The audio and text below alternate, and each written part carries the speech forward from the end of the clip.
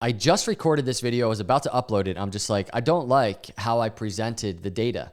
The short-term dip that is happening right now, this is an Ethereum chart, Bitcoin on the daily. We have these red candles happening on, here's ADA, what ADA is looking like on the daily. The sentiment right now in my comments, everybody gets very excited, right? I mean, just look at this. Look at Ethereum. Everybody's all excited and bullish and engaged and ready to go, these green candles. But the moment we get some consolidation, it's a completely different story. People are checking out. Everybody in the comments, not everybody, but I get those comments calling me a clown because I'm just bullish on crypto. I'm bullish on altcoins. And I really debated even doing a video today because I'm just like, in these downtrends, when we get the pullbacks and the red candles, it's just like, what's the purpose of tracking it? And I said, you know what? I'm going to do the video because I want to present to you the normalcy of the dip, but also because even in these environments, and it was the same back here when crypto was capitulating, right?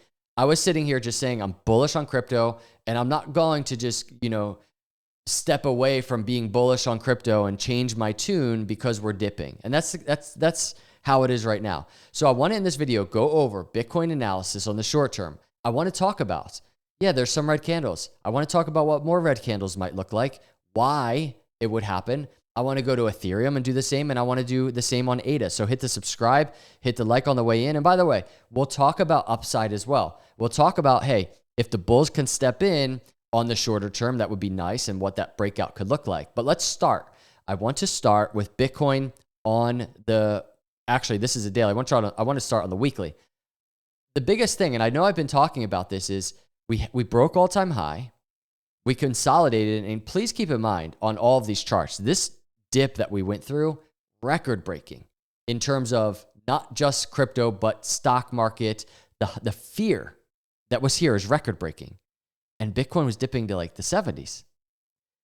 So with that being said, I want to just draw your attention from the all-time high to that fear, Fibonacci.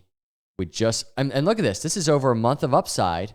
Everybody's all excited, but all of a sudden we just can't take a red candle or two or three of consolidation. Everybody wants 150, 200, 300,000 Bitcoin, but the red candles, I don't want any part of it, right? It's not realistic. And that's really what I want to talk about on all of these charts. Swing high to swing low in that last consolidation. And this is important for altcoins that we're going to dive into as well, and even downside targets for Ethereum and ADA. But here's Bitcoin. Bitcoin breaking that Fibonacci, coming out of that swing low back there, crazy swing low in August, breaking the Fibonacci. And then if you notice these candles here, just consolidating, even falling to the lower end of the Fibonacci, and just testing that area. That's almost exactly what's happening right now.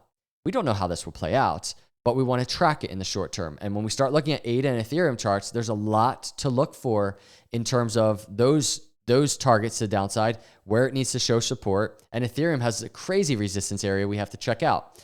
But here we are. We're consolidating, and it's a very similar vibe as what was happening right there, consolidating. So there's a possibility Bitcoin actually just falls. Even the 20-week moving average, a major bull market versus bear market area, is down here just below $93,000. All of this area we just need to be mindful of for Bitcoin to consolidate. And I'm not saying it's definite it's going to happen, but we can kind of get some hints on the daily chart if it's going to happen. There's a possibility, by the way, for Bitcoin, and then we'll look at these altcoins. Bitcoin does something like this, right? We're kind of sideways, pulling into the 20-day, and then boom, next leg up. That's something Bitcoin does, especially in bullish environments. So sideways, letting the 20-day pull into Bitcoin, right? Boom. That's 100% in play, especially as we're kind of hovering at the upper end of that Fibonacci. But let's look at the Fibonacci. What if Bitcoin does kind of what it did back here? Notice what it did. It's testing the upper end of the Fibonacci, falling to the 20-day, breaking out of the Fibonacci, falling between the 20-day and the 50-day. You see those moving averages right there? What if Bitcoin does that? Notice the 50-day moving average is down here at 90. The 20-day moving average is right around 99. Bitcoin could fall into that range. And there's the 200-day moving average around 92. People get very bearish if that happens. I mean, people are already bearish because of what's happening here. Bitcoin consolidating at 102. many people, and I get it, they just want like one green candle after another to break through all-time highs. And if you go back on Bitcoin chart daily, zoomed out, never is that the case. Even in our most, crazy parabolic bull markets, look at the red candles and the volatility throughout, right? Those moments of consolidation. The consolidation Bitcoin is having on this daily chart is really the most healthy bull market I've ever seen for Bitcoin. And I think most people would agree in terms of tracking this Bitcoin bull market. These extensive consolidations, multi-month consolidations, these are really, I think, what a super cycle would be made of. So let's just track and see what Bitcoin does with these support areas and with the resistance areas, right? And really what I mean by that with the resistance areas is the current Fibonacci that it's basically testing just the upper end of the Fibonacci. Let's see if it can escape that towards all-time high. Let's go look at Ethereum. Let's go look at ADA, because those charts are just getting kind of messy, and I've realized they're just getting frustrating to a lot of people. I want to give a shout out to the sponsor of today's video, itrustcapital, especially as we're talking about Bitcoin and Bitcoin's move potentially to all-time highs. If that happens, I know I started the video just saying I'm a macro bull. I'm an altcoin bull. I think there's going to be a powerful altcoin bull market. One thing I want to do different this cycle is do a better job of pivoting from altcoins, taking better profit than I did in previous cycles, but also finding my nice allocation towards Bitcoin from altcoins in a parabolic bull run. And itrustcapital offers this product where you can do both of those things. You can trade in the midst of a parabolic bull run within your crypto IRA. If you're a macro investor, you can do it tax-free. So just imagine being in their app or on their desktop website and being like, man, I don't know, Bitcoin's at 200,000, altcoins are flying, breaking all-time high, and you just want to start kind of de-risking from altcoins within your crypto IRA, you can do that tax-free.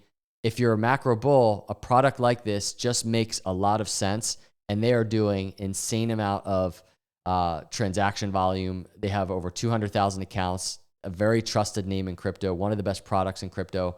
So hit the link below and get signed up with itrustcapital. If you're a macro investor, it's very fast to get set up, and I appreciate iTrust for sponsoring this video. Let's go to Ethereum, and then we're going to look at ADA in terms of price action, because I realize to the downside, people are wondering what's going on.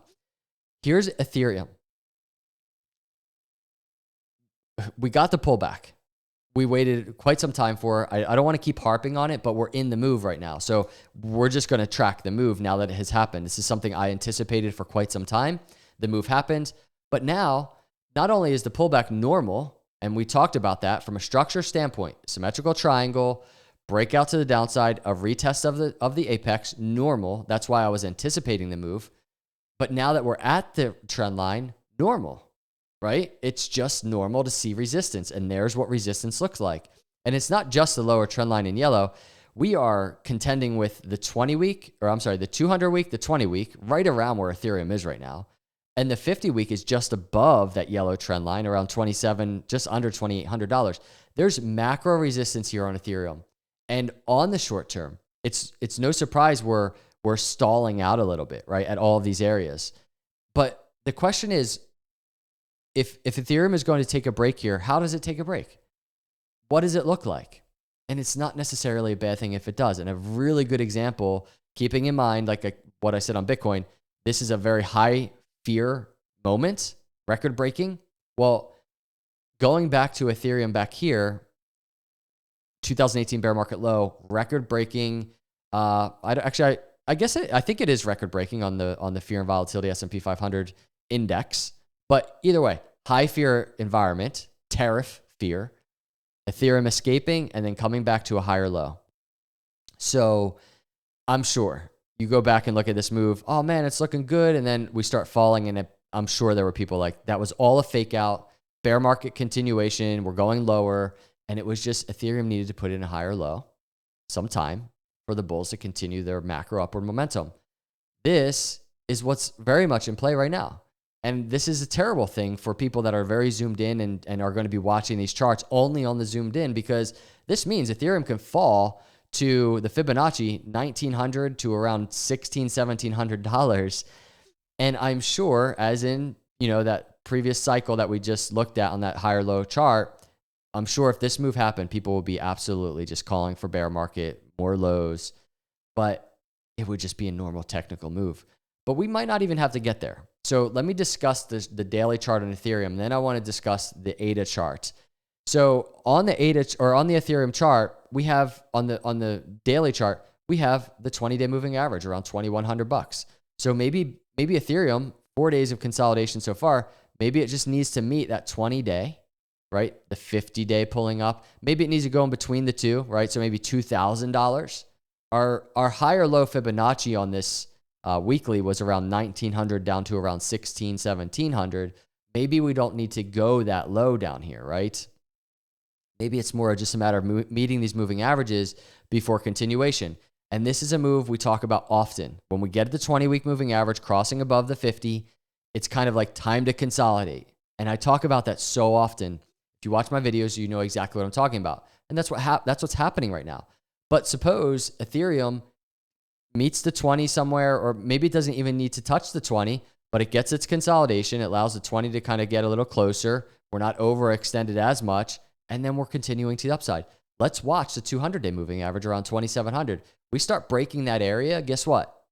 It gets exciting on the weekly chart, because then at that moment, we are basically kind of testing that lower trend line of the apex once again, the 50-week moving average, testing that area once again, and the bulls will be testing the breakout into the apex. That's the macro bullish move we want to see.